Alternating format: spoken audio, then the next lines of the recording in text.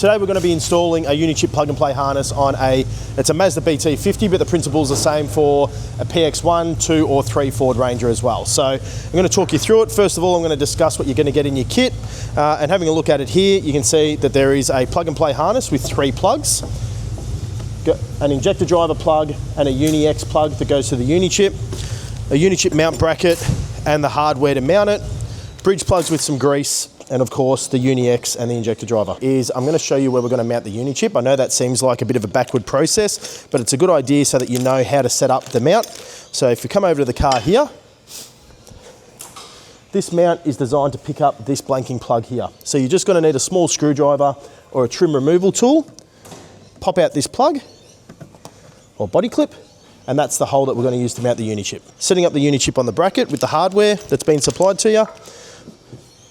Goes in this orientation here with the mount. So that's the mount that the supplied nut and bolt's going to go through in order to mount the Unichip and the driver. The Unichip's going to sit on top.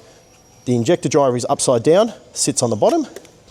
And with the short screws that you've been supplied, they're going to go through the Uni-X, through the bracket, through the injector driver, like so. And they're going to be secured with the M7 nylock nuts that you've been supplied.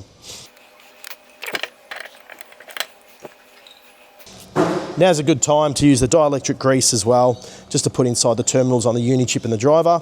Tear the sachet open. Yeah, you can be pretty liberal with it. You can't really use too much of it. And just make sure you put it inside all the terminals. I wouldn't stress too much about the middle one. It's a tuning port, but definitely focus pretty heavily on the injector driver and the Unichip, the 2 Unichip black plugs that plugs into the harness.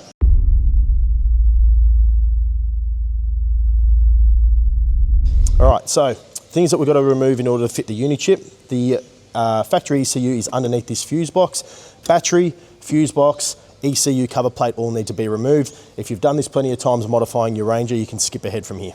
Is remove the battery. Removing the battery, of course, means we have to undo the terminals. So we'll start off by undoing the negative terminal. The negative terminal is always what you're going to undo first. In a PX1 Ranger, it's a little bit different to a PX2 and 3. They've got a mounting bracket for the battery down the front. It's one 15mm nut. In this case here, we have got a battery cover strap. We're going to undo the 10mm nut at the back and the 8mm bolt at the front. What I like to do with something like this that's got a couple of extra accessories, I know you'll be doing this at home, but it's a good idea to take a photo just to remind yourself exactly what you had, where and when. The amount of times that we get customers that want to know why their spotlights aren't working or something like that, and it's simply because they haven't put a terminal back on, is amazing. So just back these off as well. It gives you a little bit of extra space. Lets you cast this off to the side as well. And from here, we'll undo the positive terminal, lift the battery out. Now, we want to remove this fuse box out of the way of the ECU. The fuse box is held down onto the mount with these little plastic tabs around the base of the fuse box. They simply just push out and you can lift up. You'll know once you've got the right tabs because it does lift up pretty easy. Move the fuse box out of the way. On the PX2 and 3, the fuse box does completely remove. Removal tool, take out this plug here. So this is the water sensor plug inside your fuel filter. Move that out of the way. And then there's also another black plug underneath here that holds the ABS harness down. The same thing. Okay, once that's out the way, we can now take the cover plate for our ECU out. Factory ECU wiring ribbon runs along the front here, and that just has got a couple of pressed body clips in there. You just need to release those. And the reason why you're releasing those is because if you look down here, these M6 nuts with the 10mm head on them, we need to undo 1, 2, 3, 4, 5, 6 to take this cover tray out of the way. Okay, once you've undone the 6 nuts, push the fuel filter forward gently, just so the studs clear the bracket, and then cover trays out. Looking at now is the factory ECU. This is what the Unichip plug and play harness is going to plug into. It's much easier to actually remove the ECU completely from the vehicle. We're going to do that by undoing another 4 of the M6 nuts with the 10mm head. So you've got one here. Keep in mind that this back corner has, on the PX1 and the BT50 has got a stud. 2, 3, 4. Now undone, lift the ECU up. Now you'll notice that it's quite firm we have to undo this inner plug, basically where it sits. So the third plug, or the one closest to the right-hand side or firewall, you need to undo the plug. There's a locking tab in the middle, which we push in and down, and the white lever folds over. Be gentle with them, especially on something that's got a little bit of wear and tear on it, some dust. You do need to rock them a little bit, but they will clip positively, and then you can pop it off. Once that one's off, the ECU can be lifted up, and you've got easier access to the next two plugs. Same principle, one locking tab in the middle, push it down, fold the lever over, positively click, remove. Same with the next one, small lever,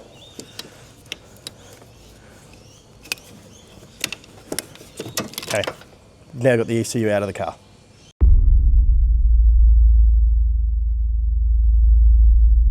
We're going to find that we've got 3 plugs.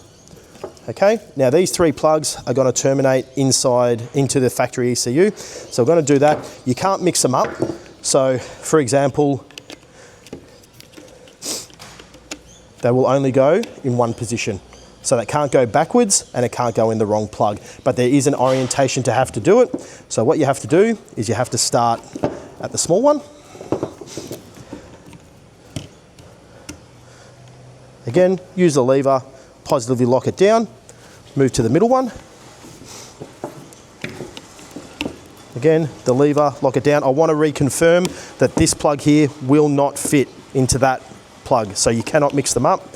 What's the difference, just so people know? The difference is the pinout looks the same, but if you're having a good look at the locking structure, you can see that the teeth that hold it down, so as in the guides, so too close to one, and too close on that one.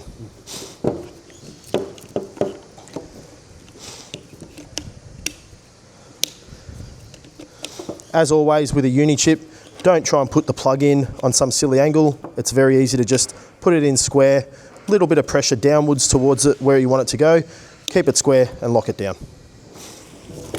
Okay, we're going to take this back to the car. Pass this off to the side for now. The first thing we're going to do is we're going to go to that smallest plug, which is the right-hand side with our Unichip block. That's the plug down here that can't move.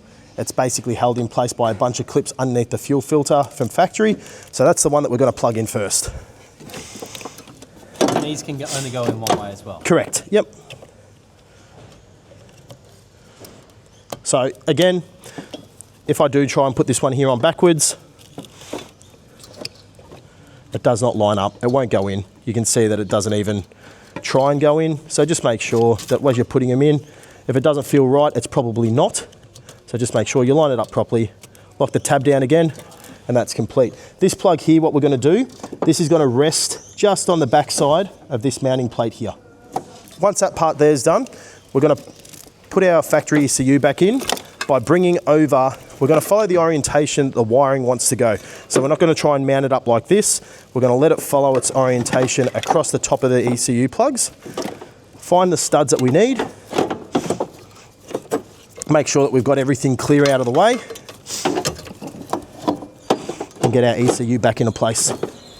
Okay, now there is a cutout on the bottom of the fuel filter here. You can see that's already lined with a pinch weld to prevent cutting into the wiring. Make sure that your wiring is in that cavity. With the plug and play now sitting in place, we can remount the factory computer. It's also a good time now to just have a look at the orientation you're wiring. Make sure that you're not tangled up on any of the plugs and things like that. Okay, keep in mind, as discussed before, our Unichip's going to mount up here, so make sure that you've got plenty of harness length here. If you find that this is a bit tighter, it won't get there, chances are that you're sitting on a piece of the harness underneath what you've just mounted.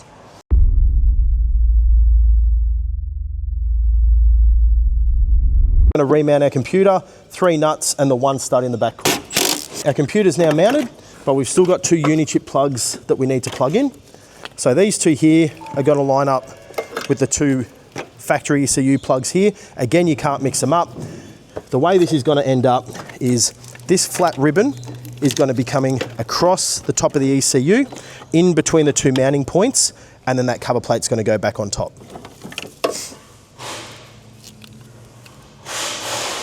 Again, make sure no twists in the ribbon or the harness.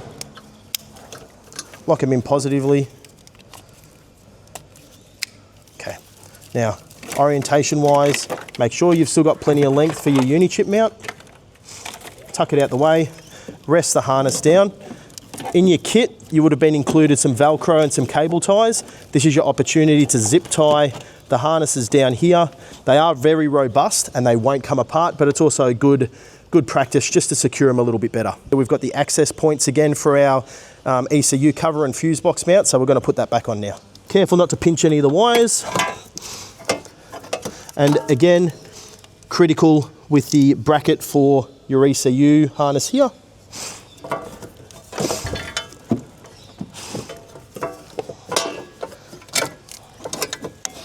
It is a little bit trickier than what it was to take out, but it does go in. Once it's all lined up and sitting nice and flat without pinching any of the wires, again, I stress just make sure that you're not sitting on any of the wiring, then you can bolt it all back down.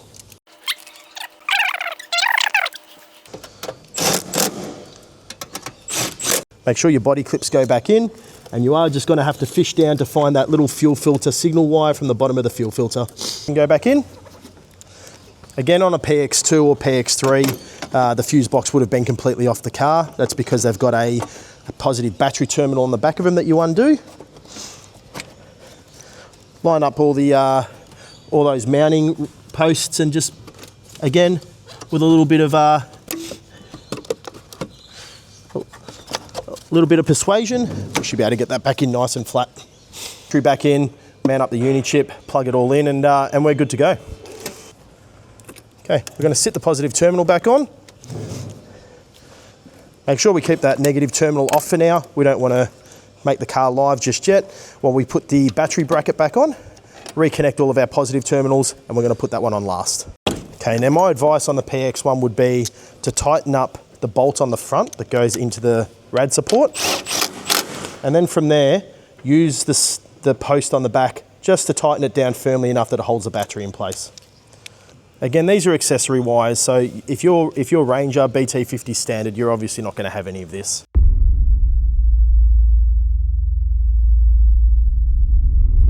Mounting our Unichip. So we've got our plugs here. We're going to bring our Unichip across. Okay, so you're going to see here, some of the guys go on top, some of them put them underneath.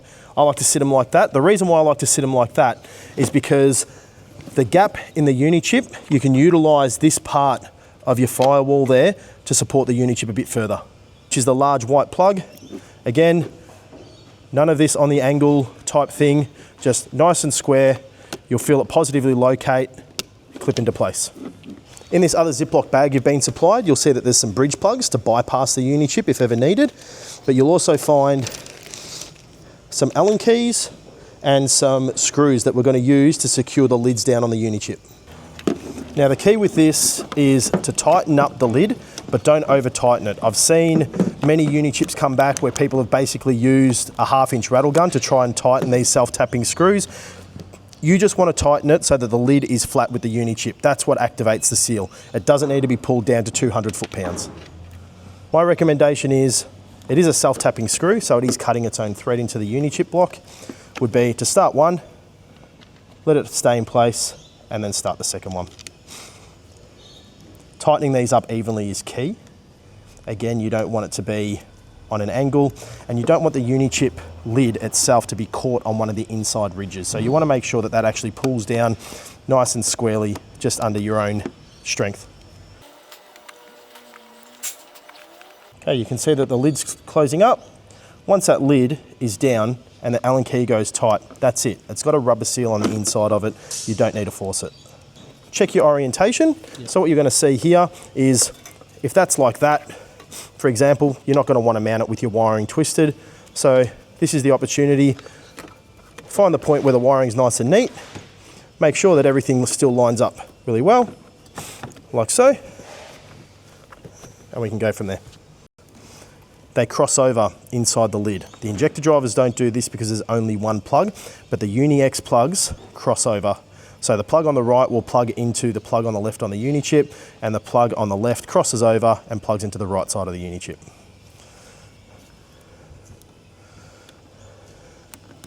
Again, nice and square. There's no need to force anything. That's it. Now, if you were planning on getting this live tuned, you'd probably stop here because the tuning port's in the middle of it. If this wasn't getting tuned and you were just installing it and driving away, then now's the time to mount up the Unichip after you put the second lid on and off you go.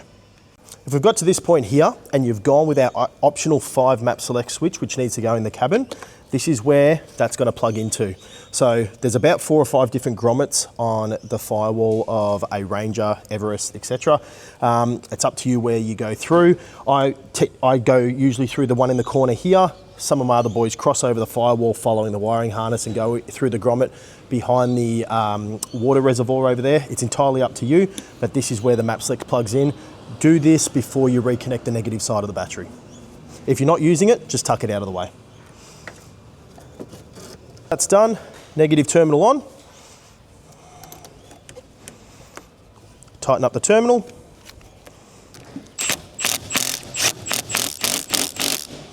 Okay, I like to give everything a once over before I go to the car and try and start it. Make sure that everything's right, everything's plugged in.